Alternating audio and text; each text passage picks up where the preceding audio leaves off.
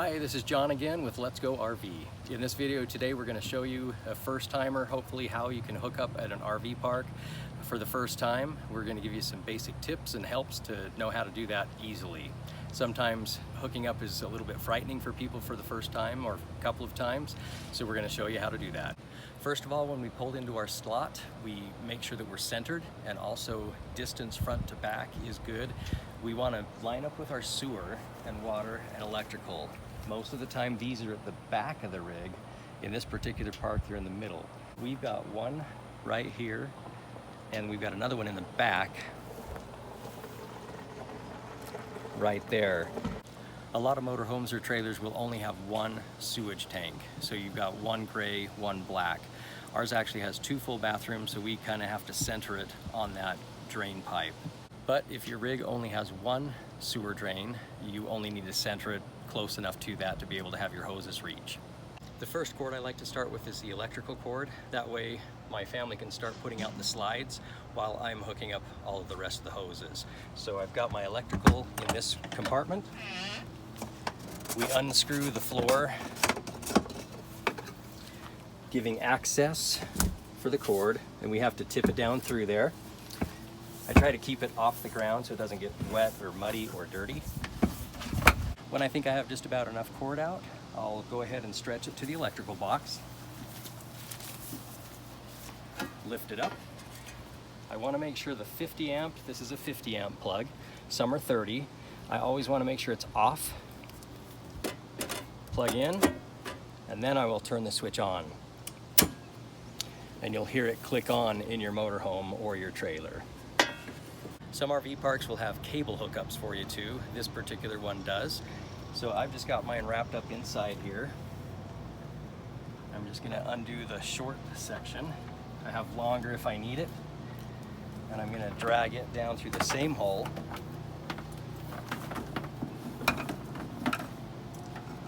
I'm going to bring it over to the cable connection.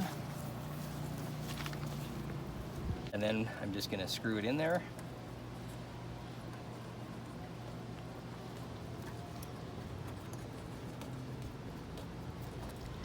Till it's firm, and then we can do a search on all of our channels inside and get the cable going. The next thing that we'll hook up is the hose.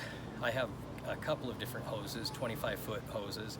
Some parks will have the water way at the opposite end, and so you have to stretch your hoses or connect them together.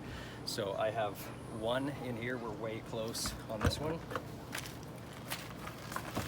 So we've got our hose that we'll hook up, but first we've got a water regulator.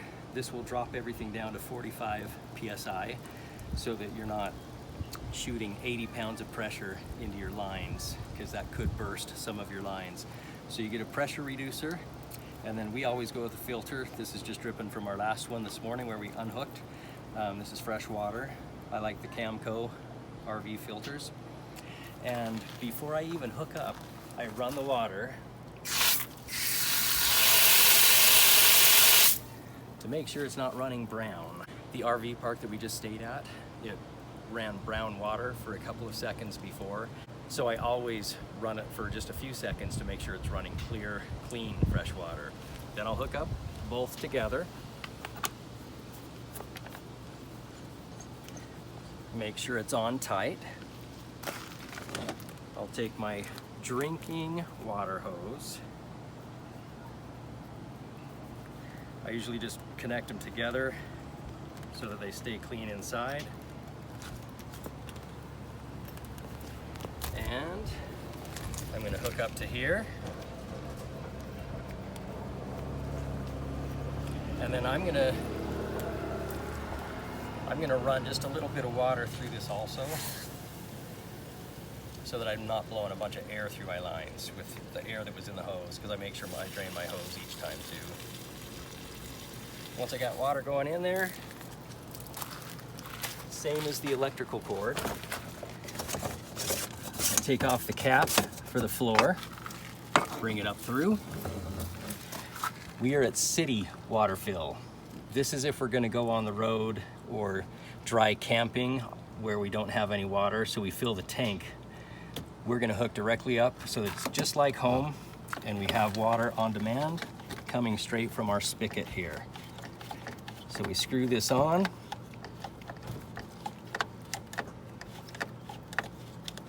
Again, as tight as we can. And then I'll turn the hose on and make sure it doesn't leak.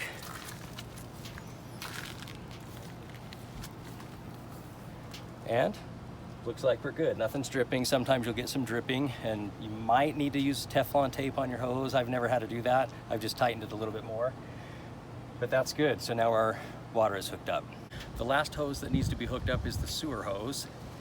Now again, I have a drain here for our back master shower, a drain at the middle of the RV for our main bathroom shower stuff.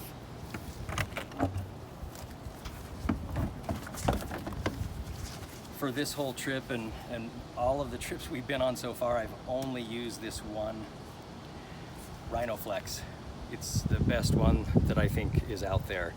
It's a flex tube, and I'll show you how that extends or contracts.